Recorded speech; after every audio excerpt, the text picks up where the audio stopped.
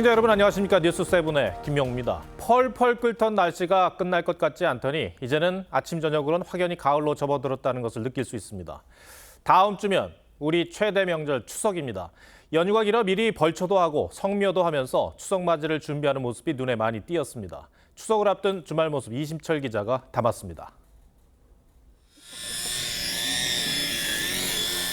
요란한 예초기 소리와 함께 수북했던 풀이 잘려나갑니다. 추석을 앞두고 막내 아들이 부모님 묘를 찾아 벌초에 나섰습니다. 자식들도 능숙한 손길로 일손을 거둡니다. 평생 못 해준 걸 잘해주려고 벌채는 거겠지 뭐. 부모님은 일찍 돌아가셨지만 뭐 자식들 잘 되라고 그걸 바라는 거지 뭐. 몸 건강이고. 전지 가위로 정성스럽게 작은 잡초까지 잘라냅니다. 이마에는 구슬땀이 맺혔지만 깨끗하게 정리된 부모님 묘를 보며 마음은 시원해집니다. 벌초하는 사람은 저밖에 없어요. 가까이 있으니까 제가 하는 거죠. 할머니와 아들 그리고 손자 등 3대가 일찌감치 성묘에 나섰습니다.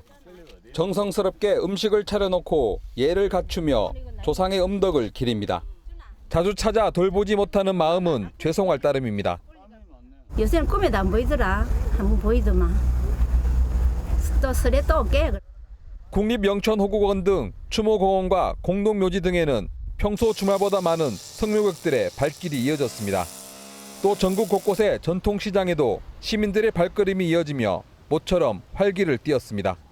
TV조선 이심철입니다. 지난달 최상목 경제부총리가 추석 물가 안정화 대책을 발표하면서 이런 말을 했습니다. 추석 상품품 가격을 고물가 이전인 21년보다 낮은 수준으로 관리하겠습니다. 추석을 열흘 앞두고 벌써부터 장 보시는 분들 많으신데 이 최 부총리의 말처럼 추석 물가가 안정적으로 관리되고 있을까요? 윤수영 기자가 현장을 둘러봤습니다. 서울의 한 대형 농산물 시장. 추석 차례상 단골 메뉴인 사과와 배 진열대에 손님들이 모여 있습니다. 지난해엔 금사과, 금배로 불릴 정도로 가격이 급등했었지만 올해는 공급이 늘면서 가격이 안정화됐기 때문입니다. 하지만 체감 물가는 여전합니다. 폭염 등 날씨 영향으로 배추값이 94% 오르는 등 조기와 무, 배추값도 비싸졌습니다. 너무 비싸죠. 집에서는 한 3가지 사려고 왔는데 그냥 한 가지로 줄이고. 앞서 정부는 추석 성수품 물가를 고물가 이전 시기인 2021년 가격보다 낮은 수준으로 관리하겠다고 한 상황. 3년 전과 올해 추석 성수품 물가를 비교해봤습니다. 무는 80%, 배추는 35% 이상 비쌌고 작년에 비해 저렴해진 사과도 3년 전보다는 4% 이상 가격이 오른 것으로 조사됐습니다. 돼지고기와 닭고기, 오징어 등도 줄줄이 올랐습니다. 다만 소고기와 감자, 배 등 일부 성수품 가격은 떨어졌습니다. 더워지고 그래서 야채들이 녹고 그러니까 좀 많이 안 들어오고 수확량이 적은 것 같기도 하고 그래서 많이 비싸요. 정부는 하반기 들어 소비가 점차 회복될 것으로 기대하고 있지만 장밋빛 전망보단 소비자가 체감할 수 있는 물가 안정이 시급하다는 지적이 나옵니다. TV조선 윤수영입니다. 정부가 의료 공백 사태 해결을 위해 제안한 여야 의정협의체에 이 의사협회가 공식 입장을 내놨습니다. 정부가 내년과 내후년 의대 증원 계획을 철회해야 하고 이 정원 재논의는 2027학년도 입시부터 할 수 있다고 주장했습니다. 정부를 향한 요구가 더욱 강해진 겁니다. 협의체 참여에 퀴를 진 전공의들 반응은 어떤지 황민지 기자가 취재했습니다. 초음파 기기를 손목에 직접 갖다 대고 작동법을 익힙니다. 선배 의사들의 말을 하나라도 놓칠까 스마트폰으로 녹화도 합니다. 근골격계 초음파 강좌가 주말 이른 시간에 열렸지만 140명 넘는 사직 전공의들이 몰렸습니다. 하지만 병원에 다시 돌아갈 마음은 찾기 힘듭니다. 반년 넘게 이어진 의정 갈등을 여야의정 협의체로 풀겠다며 정부와 여당이 한 발 물러섰지만 사직 전공의들의 반응은 차갑습니다. 정부측 사과랑 25 정원에 대한 논의를 하는 게 저희가 이제 일단은 돌아가냐 마냐를 선택하는 가장 첫 번째 중요한 게 있는 것 같아요. 얘한테 들어오라고 우리가 안 들어온다, 얘네가 안 들어와서 얘기를 못한 거다 이렇게 떨어지게 하려고 계속 협의체에서 이미 다른 진로 구상을 마친 이들도 있습니다. 거고 얘는 그냥 부대판 같습니다. 여자가 전문이 되면 되는 부대판이에요. 의사협회의 요구 수위는 더 높아졌습니다. 정부가 2025학년도와 2026학년도 의대 증원을 철회해야 하고 2027학년 의대 정원부터 재논의할 수 있다고 했습니다. 아무리 빨리 추계를 해도 빨라야 27년입니다. 그 전에 논의는 의미 없다고 봅니다. 저희는 선을 안 할 겁니다. 여야 의정 협의체가 의제 조율부터 입장차를 보이며 출범에 진통을 겪고 있습니다. TV조선 황민지입니다. 네, 여야 의정 협의체 본격 논의를 앞두고 정치권 모습도 답답합니다. 민주당은 대통령의 사과와 책임자 경질이 우선이라고 강조했고 국민의힘은 정쟁하지 말고 조건 없이 열어놓고 논의하자고 맞서고 있습니다. 추석 전에 협의체를 시작할 수 있을지 그것도 의문입니다. 김아림 기자가 보도합니다.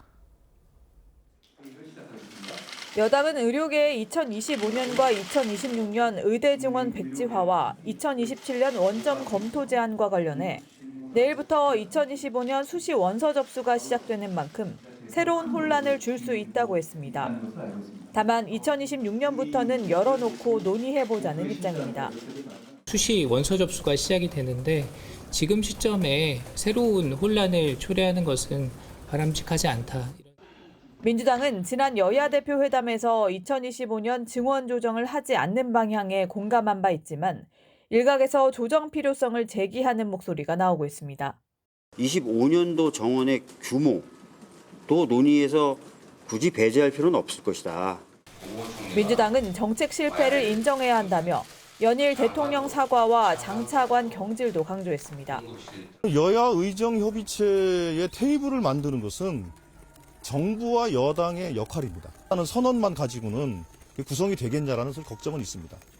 국민의힘은 협의체를 먼저 제안한 건 민주당이라며 여야가 조건 없이 논의하자고 응수하면서 출범을 앞두고 여야 신경전이 벌어졌습니다. 여야는 내일부터 각 정책위의장을 중심으로 주체별 참여 인원과 구성에 대해 논의할 예정인데 복지위와 교육위 등 주체별로 3-4명씩 참여할 것으로 전해졌습니다. 의료계 참여를 이끌어내는 게 관건인 가운데 시일이 걸릴 경우 여야정 협의체가 먼저 시작할 가능성도 제기됩니다. TV조선 김하림입니다. 민주당 이재명 대표가 문재인 전 대통령을 찾아 검찰 수사가 정치 보복이고 탄압이라고 주장했습니다. 문 전 대통령은 준비 안 된 대통령 때문에 나라가 혼란스럽다며 재집권을 준비해야 한다고 강조했습니다. 먼저 최원희 기자입니다. 이재명 대표를 비롯한 새 지도부가 문재인 전 대통령 사저로 들어갑니다. 문 전 대통령이 직접 문 밖에서 이들을 웃으며 맞이합니다. 환담은 약 40분 동안 이어졌는데 주된 대화 소재는 정부 비판이었습니다. 두 사람은 정부가 검찰 수사를 통해 정치 보복을 하고 있다고 주장했습니다. 이 대표가 문 전 대통령 가족에 대한 정부의 작태는 정치 탄압이라고 하자 문 전 대통령은 당당하게 임하겠다고 답했습니다. 또 기본적으로 나와 가족이 감당할 일이지만 당에 고맙게 생각한다고 했습니다. 정치적으로도 또 법리적으로도 도저히 이해가 되지 않는 정치 탄압이고 민주당은 이 대표의 지시로 전 정권 정치 탄압 대책위를 꾸리고 친명계 김영진 의원을 위원장으로 임명하며 투쟁 수위를 높여가고 있습니다. 이 대표와 문 전 대통령은 정권 교체가 시급하다는 데 의견을 같이 했습니다. 준비되지 않은 대통령이 집권을 해서 지금 이 나라를 엄청나게 혼란으로 몰고 가고 국민들의 불안을 키우고 있는 이 대표는 오전엔 노무현 전 대통령 묘역을 참배한 뒤 권양숙 여사를 예방했습니다. TV조선 최원입니다. 두 사람의 만남에서 나온 주장과 관련해 여권은 정당한 수사를 회피하려는 궤변이라고 반발했습니다. 이재명 대표가 박근혜 전 대통령 수사를 두고 적폐청산이 정치 보복이라면 맨날 해도 된다고 한 과거 발언도 재조명되고 있습니다. 이어서 김충영 기자입니다. 문재인 정부 초기였던 지난 2017년 7월, 당시 청와대가 박근혜 정부 시절 작성된 이른바 캐비닛 문건을 공개한 데 대해 야당이 반발하자 당시 성남시장이던 이재명 대표는 적폐와 불의청산이 정치 보복이라면 그런 정치 보복은 맨날 해도 된다고 말했습니다. 1년여 전에는 박 전 대통령을 향해 법 앞에 평등함을 위해 체포영장을 발부해야 한다고도 했습니다.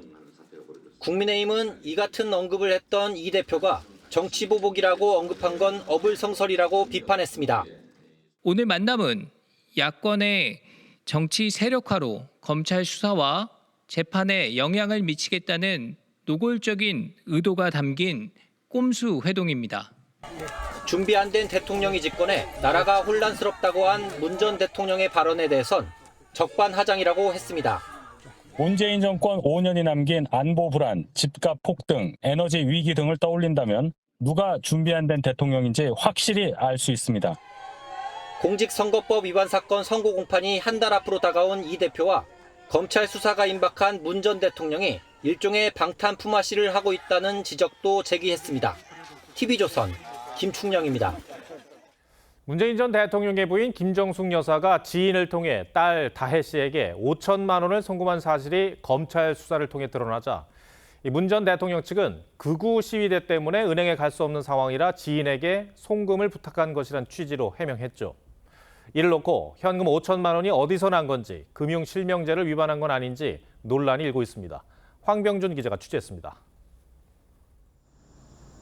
전 사위 특혜 채용 수사와 관련해 문재인 전 대통령을 피의자로 적시한 검찰은 수상한 돈 거래를 파악했습니다. 김정숙 여사가 지인을 통해 딸 다혜 씨에게 5천만 원을 송금한 겁니다. 그러자 문 전 대통령 측은 사저 앞 시위를 이유로 들었습니다. 문재인을 체포하라! 극우 단체가 엄청나게 시위를 하고 있었어요. 김정숙 여사가 은행으로 나갈 수 없는 조건이었고 김정숙 여사가 아주 친한 절친 지인에게 일종의 은행 심부름을 부탁한 겁니다. 하지만 이 해명은 또 다른 논란을 낳고 있습니다. 법조계 일각에선 김 여사가 송금할 때 자신의 이름을 병기하도록 했지만 금융실명제 위반 소지가 있다는 지적입니다. 차명 거래할 수 있도록 계좌 빌려준 거라고 그러면 그게 문제가 된다고. 금융실명법에 위반될 여지가 있기 때문에. 현금 출처에 대한 의문도 제기됩니다. 부장검사 출신 법조인은 집에 그렇게 많은 현금을 쌓아놓는 사람이 얼마나 되겠느냐며 5천만 원의 출처를 밝히는 게 핵심이라고 했습니다. TV조선은 문 전 대통령 측 윤건영 의원에게 반론을 요청했지만 답을 듣지 못했습니다. TV조선 황병준입니다. 북한이 닷새 연속으로 오물이 담긴 이른바 쓰레기 풍선을 날렸습니다. 수해 복구하느라 잠잠한가 싶었는데 다시 도발에 나선 겁니다. 그런데 최근 석 달 동안 쓰레기 풍선으로 우리가 입은 피해 규모가 1억 원이 넘은 것으로 파악됐습니다. 이제는 대책이 필요해 보입니다. 차정승 기자입니다.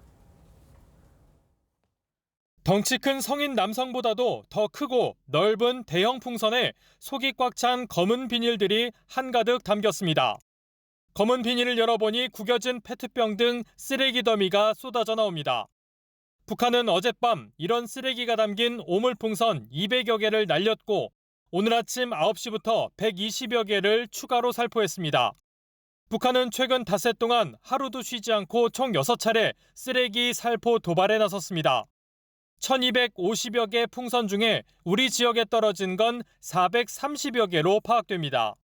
큰 풍선 봉지에 작은 봉지들이 모여 있다가 위에서 그게 터지게 되면 그것들이 이제 비산되는 그런 것들이기 때문에 북한은 극심한 수해 피해로 최근 한 달간 풍선 살포를 일시 중단했는데 피해 복구가 어느 정도 이뤄진 데다 풍선과 비닐 수급난도 일부 해소되면서 다시 도발에 나선 걸로 보입니다.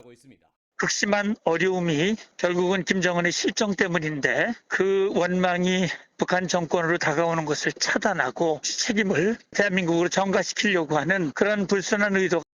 쓰레기 풍선 도발이 잦아지면서 지붕이 파손되고 기폭장치가 터지며 트럭 일부가 불에 타는 등 지난 석 달간 재산 피해 총액이 1억 원을 넘은 것으로 집계됐습니다. 군은 풍선 격추 시 추가 피해가 발생할 수 있는 만큼 떨어진 이후에 수거한다는 원칙을 고수 중입니다. 하지만 점차 피해액이 늘면서 더 선제적인 대응이 필요한 것 아니냐는 목소리가 커지고 있습니다. TV조선 차정승입니다. 북한 김정은의 행보도 달라졌습니다. 성남 민심 때문에 수해 복구 현장을 찾더니 이번에는 군사시설을 잇따라 갔습니다. 북한의 정권 수립일인 구구절을 앞두고 일종의 건재 과시용인 걸로 보입니다. 그런데 미사일 기지가 홍수 때문에 가동이 중단되는 등 비 피해가 적지 않았던 모양입니다. 이채연 기자가 보도합니다. 밀짚 모자를 쓴 김정은이 포병 종합학교를 방문해 학생들의 행진을 지켜보며 만족스러운 듯한 표정을 짓습니다. 경애하는 김정은 동지께서는 군관학교 학생들의 분열 행진을 사열하셨습니다. 지도를 펼쳐놓은 채 전술 계획을 논의하고 사격 연습장도 살펴봅니다. 주객권적 형세가 아무리 어려워도 전군의 철저한 임전 태세를 갖추기 위한 훈련 혁명과 김정은은 이외에도 무기를 개발하는 국방공업기업소와 해군기지 건설 예정지, 선박 건조시설 등을 둘러봤는데 지난 2021년 당대회 때 지시했던 핵동력 잠수함 개발 상황도 공개했습니다. 가까운 기간 내에 현존 함선 계류 시설 능력으로는 수용할 수 없는 대형 수상 및 수중 함선들을 보유하게 되는데 맞게 북한에서는 수해 복구가 한창인 가운데 연말 결산과 함께 구구절을 앞둔 시점을 고려해 김정은이 대내외에 군사력을 과시한 것이란 분석이 나옵니다. 보여줄 게 없는 상황에서 국방력 분야의 성과를 내세우는 측면 하나, 북한 수해 피해를 감추기 위한 국방력 부분의 건재 상황을 알리기 위한 하지만 김정은의 과시에도 불구하고 군시설 역시 극심한 수해 피해를 입었던 것으로 보입니다. 최소 3,500여 명 이상 사망한 자강도 내의 미사일 공장 등 군수단지가 홍수 여파로 가동이 중단된 정황이 최근 위성사진에 포착됐습니다. TV조선 이채연입니다. 일부 택시기사들이 외국인에게 바가지 요금을 받는 일이 종종 보도되곤 하죠. 국격을 떨어뜨리는 부끄러운 행위인데요. 법원은 부당 요금을 받아온 택시기사의 면허 취소는 정당하다고 판단 내렸습니다. 기사는 짐을 옮겨주고 받은 팁이라고 주장했지만 법원 판단은 달랐습니다. 정준영 기자가 보도합니다. 한국을 관광하는 외국인들에게 택시비 바가지를 주의하라는 사전 경고는 흔한 일이 됐습니다. No, my Airbnb host told me it's more expensive to get a taxi. I prefer to use the walk or use a train or a bus. 지난해 2월 태국인 2명은 서울에서 인천공항까지 A씨가 운전하는 택시를 탔습니다. 미터기 요금과 톨게이트비를 합쳐 62,300원이 나왔지만 기사는 미터기에 10,000원을 더해 현금 72,000원을 받았다가 서울시에 적발됐습니다. 2022년 4월 외국인 몰래 톨게이트비를 이중으로 받고 같은 해 8월 할증 요금을 씌웠다가 경고와 자격정지 처분을 받은 뒤 세 번째 위반이었습니다. 서울시는 택시발전법상 3진 아웃 제도에 따라 택시기사 자격을 취소했습니다. 이에 A씨는 10,000원은 짐을 옮겨주며 받은 팁이었다고 행정소송을 냈지만 법원은 정당한 팁이라면 미터기엔 정상요금을 입력하고 팁은 승객이 추가로 내는 게 자연스럽다며 기각했습니다. 저는 진짜 그걸 해서는 안 된다고 보거든요. 외국인 손님이 얘기를 해서 그렇게 찍었으면 몰라도 자기 임의대로 찍었잖아요. 법원은 A씨는 1년이 채 안 되는 기간에 다양한 방법으로 외국인으로부터 부당요금을 받았다며 사회의 신뢰를 떨어뜨렸다고 지적했습니다. TV조선 정준영입니다. 한 시민단체가 시도의원들의 해외 연수에 대해 감사원에 감사를 청구했습니다. 이들이 국민 혈세를 들여서 떠난 이유는 늘 그렇듯 견문을 넓히고 정책 아이디어를 얻기 위해서라고 말합니다. 하루 이틀 일은 아니지만 해도 너무하다는 생각이 듭니다. 이승훈 기자입니다. 11만 톤급 크루즈입니다. 선체 길이가 63 빌딩보다 깁니다. 배 안에는 수영장과 카지노 등의 시설을 갖췄습니다. 시의원 4명은 이 크루즈를 타고 12일부터 4박 5일 일정으로 일본 팸 투어에 나섭니다. 크루즈 입항을 위한 관광상품 개발이 목적입니다. 하지만 지역 여론의 따가운 시선을 받고 있습니다. 경제가 불황이라 당초 가지 않기로 한 의회 의결을 따르지 않아서입니다. 우린 가지 말자. 딱 해놓고 얼마 되지도 않아서 20일도 안 되고 번복당하고 우리 가겠다. 시민을 우러나고. 대전 동구의회 구의원 4명과 사무처 직원 4명이 5천만 원 넘는 예산을 들여 26일부터 6박 8일의 미국 연수를 떠납니다. 원도심 재창조 아이디어를 얻겠다는 연수 목적인데 일정은 뉴욕 타임스퀘어와 자유여신상, 브루클린 도서관 등 관광지 방문으로 짜여졌습니다.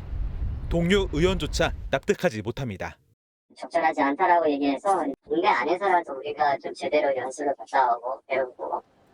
지역 의회의 외유성 해외 연수가 도를 넘자 부산의 시민단체는 감사원에 감사 청구까지 했습니다. 벤치마킹 해오겠다라고 보고서에도 이제 그러한 내용들이 담겨 있어야 하는데 그런 게 한 개도 없었다고 보시면 되고요. 이런 논란 속에도 부산 서구의 일부 의원들은 최근 5박 6일의 일본 연수를 다녀왔습니다. TV조선 이수훈입니다. 온라인 성범죄가 유형과 영역을 넘어서고 있습니다. 요즘은 모르는 여성에게 SNS로 성적인 사진을 보내는 신종 범죄가 기승입니다. 이른바 바바리맨이 온라인으로 옮겨간 겁니다. 이낙원 기자가 취재했습니다. 지난 5월 걸그룹 시스타의 멤버였던 소유가 유튜브 채널에 나와 디지털 성범죄 피해를 호소합니다. 소유는 난 널 만족시킬 수 있어라는 메시지와 함께 나체 사진이 되게 많이 온다며 인스타그램은 좀 잡기가 힘들더라고 했습니다. 최근 딥페이크 성범죄 공포가 커지는 가운데 SNS를 통해 불특정 다수에게 성적 이미지를 전송하는 사이버 플래싱 사례가 늘고 있습니다. 아이폰의 에어드랍이란 기능을 사용해 버스 정류장에서 주변 여성들에게 민망한 사진을 전송하는 경우도 있습니다. 사진을 갑자기 좀 받게 되면 많이 불안하고 떨려서 더 이상 이걸 하고 싶지도 않을 것 같고 좀 삭제하고 싶은 마음. 바바리맨이 온라인까지 침범한 상황이지만 추적은 어렵고 처벌 수위는 낮습니다. 사이버 바바리맨이라고 보시면 될 거고요. 상대에게 노출을 시킴으로써 충격을 주는데 목적이 있는 거죠. 정보통신망법으로 규율할 수는 있겠으나 워낙이 처벌 수위가 낮아서. 전방위적으로 번지는 디지털 성범죄에 대한 처벌 강화가 필요하다는 지적입니다. TV조선 이낙원입니다. 최근 같은 단어를 다른 뜻으로 이해하면서 웃을 수만은 없는 사례들이 전해집니다. 예를 들면 추후 공고를 공업고등학교 이름으로 알아듣는 경우도 있었습니다. 우리말에 한자어가 많다 보니 생길 수 있는 일이라지만 요즘 들어서 이 문해력 논란이 자주 거론됩니다. 신유만 기자가 취재했습니다. 한 대학교 커뮤니티에 추후 공업고등학교가 어디냐는 질문이 올라왔습니다. 일이 지나간 뒤라는 뜻의 추후와 널리 알린다는 공고의 말뜻을 몰라서 생긴 현상입니다. 개그맨 김대희 씨 유튜브에선 친구 딸의 결혼식 축사를 하러 간다고 하자 게스트가 축사는 소 키우는 데 아니냐는 엉뚱한 질문을 해 화제가 되고 있습니다. 문해력 저하가 갈수록 심각해지는 겁니다. 심심한 사과와 무운을 빈다의 뜻을 아는 사람들이 얼마나 되는지 직접 물어보겠습니다. 심심한 사과의 심심이 무슨 뜻일까요? 위로의 말씀을 전한다 이런 느낌인 걸로 알고 있는데. 무는 솔직히 잘 모르겠어요. 저희들도 조금 더 공부해 볼 필요가 있다고 생각을 해요. 교육부에 따르면 국내 성인의 3%가 넘는 146만 명은 초등학교 1, 2학년 수준의 문해력에 불과해 기본적인 읽고 쓰기도 힘든 수준이었습니다. 더 이상 웃어넘길 수만은 없는 상황이란 개탄이 나옵니다. 한문을 알고 우리나라 글을 알고 이래야 완벽한 우리나라 말을 소화할 수 있어요. 학계에선 한자 교육 강화 필요성이 제기됩니다. 한자의 뜻을 모르고 공부를 하다 보니까 문해력이 떨어지는 결과가 나왔죠. 어릴 때부터 잘 한자 교육을 시켜야 된다. 한자어가 많은 우리말의 특성을 감안해야 한다는 지적입니다. TV조선 신유만입니다. 높아진 대출 문턱에 실수요자들의 원성이 커지자 피해가 없게 하라는 이복현 금융감독원장의 주문 뒤 은행권이 즉각 반응했습니다. 우리은행이 실수요자 관련 전담팀을 신설해 기준을 마련한 겁니다. 문제는 실수요자를 가리는 것일 뿐 이 정부의 대출 압박 기조가 바뀌는 건 아니어서 실질적인 대책이 될지 의문입니다. 윤수아 기자가 보도합니다. 지난 4일 금융감독원장과 만난 대출 실수요자들.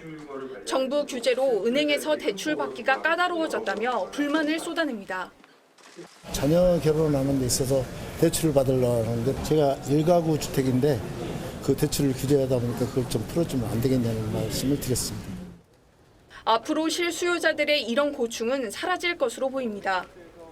정부가 투기와 실수요자를 구분하는 가이드라인 마련에 나선 데 이어 우리은행이 실수요자 심사 전담팀을 신설해 기준을 명확하게 제시했기 때문입니다. 우리은행 기준에 따르면 결혼을 앞두고 수도권 주택을 구입할 때 청첩장이나 예식장 계약서 등을 제출하면 주담대나 전세 대출이 가능합니다. 유주택자여도 수도권으로 직장이 변경되거나 자녀가 수도권으로 전학한 경우에 관련 증빙 자료를 내면 전세 대출을 받을 수 있습니다.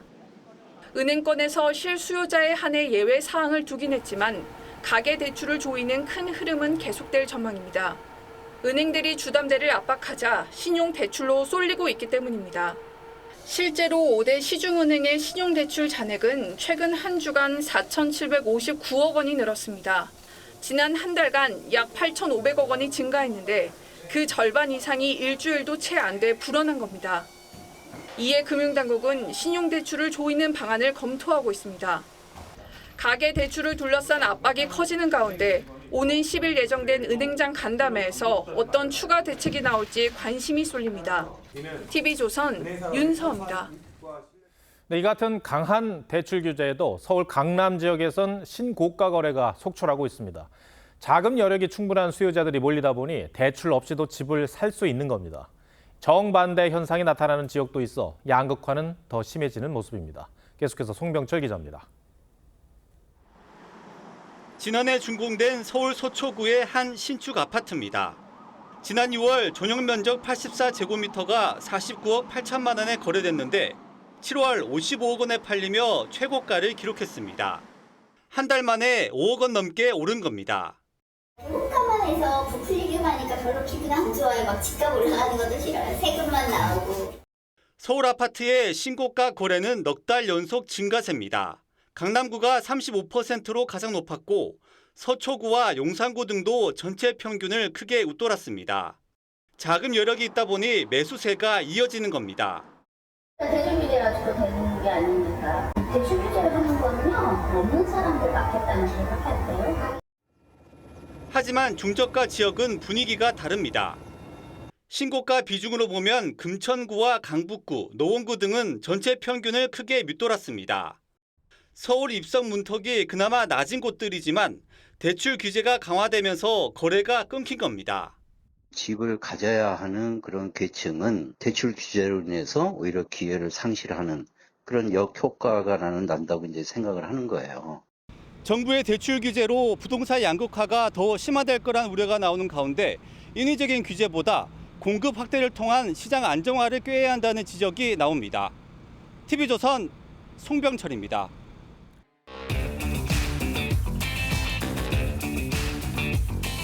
뉴스야 시작합니다. 정치부 이채림 기자 나와 있습니다. 오늘 물음표 볼까요? 네, 오늘 물음표는 연금 개혁 소갈이하는 여당입니다. 네, 어떤 부분에서 소갈이를 하고 있다는 겁니까?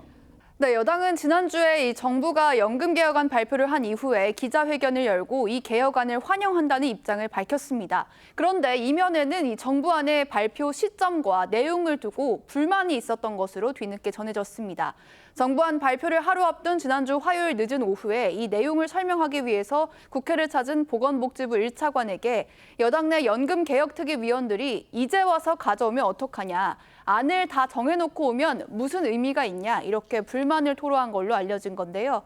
정부 관계자도 이 여당 위원들의 질타가 있었다는 점을 인정하면서 앞으로 국회 논의 과정에서는 이 여야와 사전 협의를 충분히 하겠다, 이렇게 밝혔습니다. 시기뿐만 아니라 내용에도 불만이 있었다는 걸까요? 맞습니다. 여당 위원들이 우선 이 정부안의 연금 구조 개혁 부분이 비중 있게 다뤄지지 않았다는 점을 가장 아쉬워하고 있는데요. 그간 여당에서는 이 국민연금과 기초연금, 퇴직연금까지 이 3대 연금을 통합해서 연금의 재정 안정성을 확보하자고 해왔는데요. 이번에 발표된 정부안에는 구조개혁의 필요성만 언급이 돼 있을 뿐 구체적인 방법론은 빠졌습니다. 또 구체적인 수치까지 담겨 있어서 여야 협상의 공간이 줄어들었다는 점도 문제로 꼽히는데요. 이 정부 안에는 내는 돈, 보험료율을 13%로 올리면서 훗날 받는 돈인 소득 대체율을 42%로 유지하자는 수치를 제시했습니다. 이건 지난 21대 국회 후반기에 여당이 보험료율을 13%로 올리고 소득 대체율을 43%로 하자. 또 반면에 야당은 보험료율을 13%로 올리고 소득 대체율을 45%까지 올리자고 주장을 했는데 이 안과 거의 유사합니다.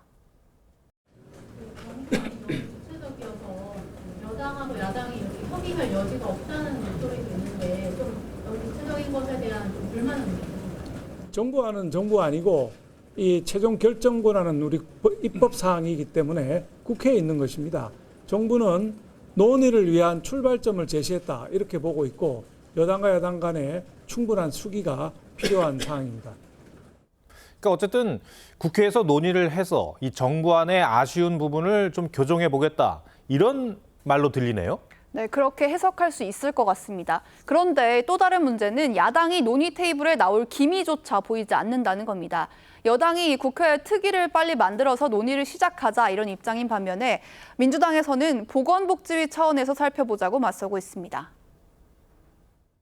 하루라도 빨리 연금개혁특별위원회와 여야정 협의체를 출범시키고 적극적인 논의의 장에 나서 주시기를 더불어민주당께 당부드립니다. 정부 안을 관철시키기 위한 수단으로 국회 특위를 얘기하는 것을 지금 시점에서 저희가 받아들인다? 이렇게 할 수가 없다. 비이성적인 제안인 것 같습니다. 21대와 달리 왜 지금은 연금개혁특위 구성을 꺼리는 건지 선뜻 이해가 안 가요. 네, 사실상 주도권 다툼으로 보이는데요. 이 특위를 구성하게 되면 위원이 여야 동수로 구성됩니다. 그런데 상임위는 의석 수에 따라서 배분이 돼 있기 때문에 여야 위원 수가 거의 1대2의 비율이 되는데요. 야당 입장에서는 더 큰 주도권을 가질 수가 있는 거죠. 여기에 정부 안의 골자인 연금 자동 안정장치 도입이나 세대별 인상률 차등 방안에 대해서도 이 야당에서는 협의 자체가 불가능하다는 입장입니다. 예. 그 어떤 내용이길래 논의도 어렵다는 겁니까? 네, 일단 정부안은 기금이 부족해질 경우에 이 긴급 상황에 대처할 수 있도록 자동 안정장치가 작동하도록 설계했습니다. 그러니까 쉽게 말하면 기금 상황이 어려우면 연금액이 줄어들 수 있다는 겁니다. 또 상대적으로 더 많은 혜택을 받게 될 중장년층의 납부액 인상 속도를 청년층보다 더 빠르게 했는데요. 이 내용을 두고 야당에서는 푼돈 연금이다, 세대별 갈라치기다 이렇게 비판을 하고 있습니다. 네, 여야 입장차가 팽팽합니다. 알겠습니다. 오늘 물음표 정리해 주시죠. 네, 오늘 물음표 연금개혁 소갈이하는 여당의 느낌표는 불씨에서 불꽃으로로 정리를 해봤습니다. 이 개혁을 하게 되면 현재 제도에서 혜택을 보는 모든 사람들로부터 엄청난 저항이 따른다. 그래서 강력한 적이 생기는데 반면에 미래를 알 수 없어서 동지는 미온적일 수밖에 없다. 그래서 혁신이 성공하기 어렵다. 마키아벨리 군주론에 나오는 대목에서 따와봤는데요. 네. 그간 미온적이었던 연금 개혁의 온도, 정부가 먼저 불씨를 던진 만큼 이 논의의 불꽃이 이제는 타오를 수 있기를 기대해 보겠습니다. 네, 알겠습니다. 이채림 기자, 잘 들었습니다.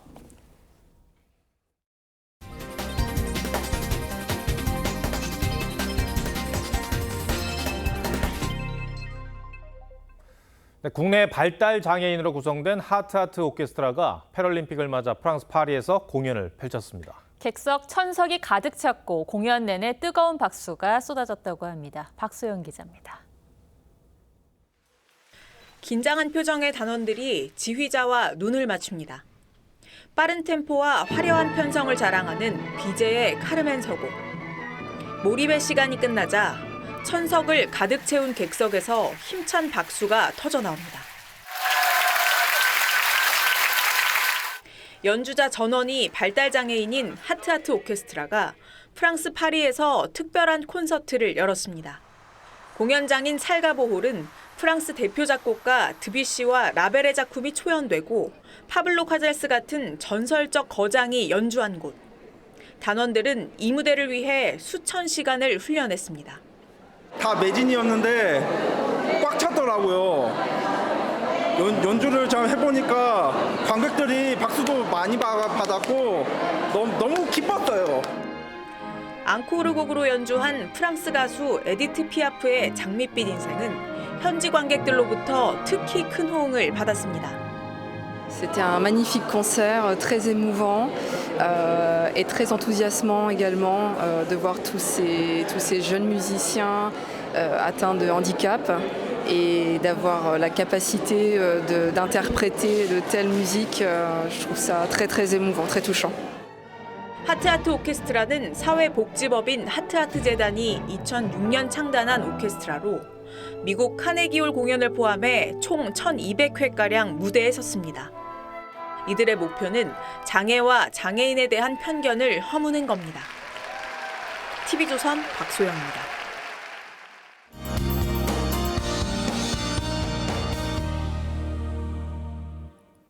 가을 알리는 코스모스가 활짝 피어났지만 여전히 낮더위가 계속되고 있습니다.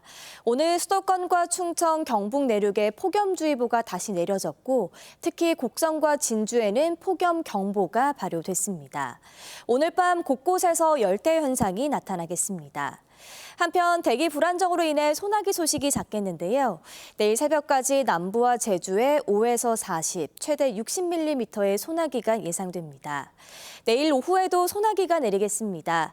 충청 이남에 5에서 40mm의 소나기가 오는 곳이 있겠습니다. 내일 아침 기온 살펴보겠습니다. 내일 아침 내륙은 24도 안팎의 기온으로 시작하겠고요. 내일 낮에는 오늘과 비슷하겠습니다. 서울과 대구가 32도, 대전은 34도까지 기온이 오르겠습니다. 당분간 늦더위는 계속되겠고요. 특히 다음 주 수요일에는 서울의 낮 기온이 34도까지 오르겠고 주 후반에는 기온이 차츰 낮아지겠습니다. 날씨였습니다. 우리 국민들은 축구 대표팀 경기를 보면서 희노애락의 감정을 숨기지 않습니다. 한국 축구에 대한 사랑이 그만큼 큰 것이죠. 스포츠 시합이란 게 잘해서 이기기도 하고 못할 때도 있는 건데 이 팔레스타인과의 월드컵 첫 번째 예선은 여러 번 봐왔던 실망스러운 경기 중 하나였습니다. 그런데 이번엔 과거의 실망감과는 결이 좀 달랐습니다. 경기력이 한참 아래인 약체팀과의 졸전이 아쉽기도 했지만 그보다는 뭔가 쌓인 게 폭발한 느낌이었습니다. 발단이 절차를 무시한 축구협회의 대표팀 감독 선임이었다는 건 다 아는 사실입니다. 홈 경기에서 다른 사람도 아니고 관중들이 우리 대표팀 감독에게 야유를 보내는 전례 없던 광경을 목격했습니다. 많은 분들이 얼마 전 이 자리에서 말씀드린 양궁 대표팀 선발 과정의 공정성과 비교를 하시더군요. 축구 팬들이 단지 경기를 잘 못했다고 저런 야유를 보냈겠습니까? 이 역시도 축구계가 저버린 공정과 상식에 대한 안타까움이었을 겁니다. 시청해주셔서 고맙습니다.